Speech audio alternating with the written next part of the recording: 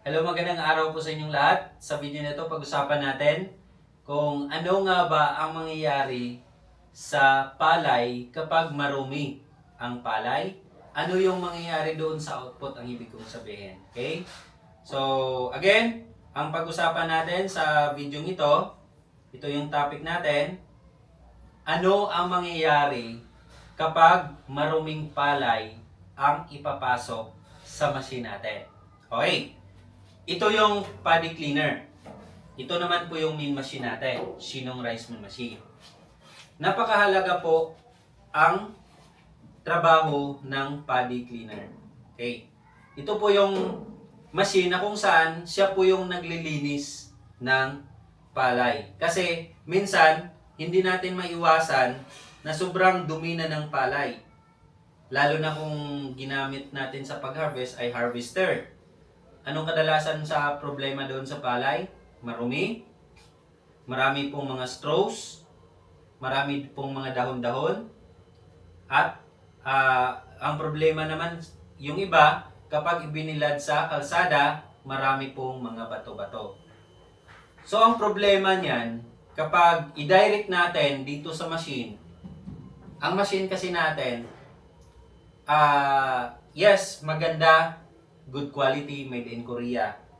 Pero, hindi po pwede na basta-basta na lang papasukin natin mga marumi dito, mga bato. Possible po na merong masisira, mababasag. Lalo na kung makapasok yung bakal dito, lansang o pako, mga bato na malalaki. Madaling masira ang mga consumable spare parts ng machine natin. Pangalawa po, ang performance or quality. Kapag ang quality ng palay ay marumi, babagal yung ikot ng machine natin. Diba? At kung hindi naman naibilad ng maayos, mababa ang IMC niya or moisture content, hihina ang ikot ng machine. Kasi matigas, mabagal. Yan po ang kailangan natin i-consider sa mga kababayan natin na nagreklamo, sir, bakit ang bagal? Kasi minsan yung palay pang madalian, hindi muna binilad ng 3 araw. Isang araw lang ang bilad, tapos miling na.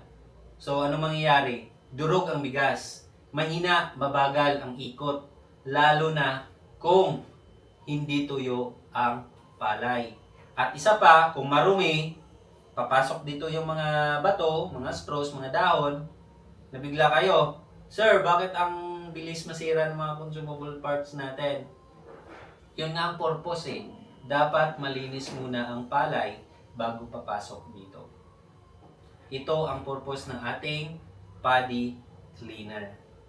So ang kagandahan sa paddy cleaner natin, tipid rin po siya sa kuryente dahil 1 horsepower lang. Ito, 3.3 horsepower lahat.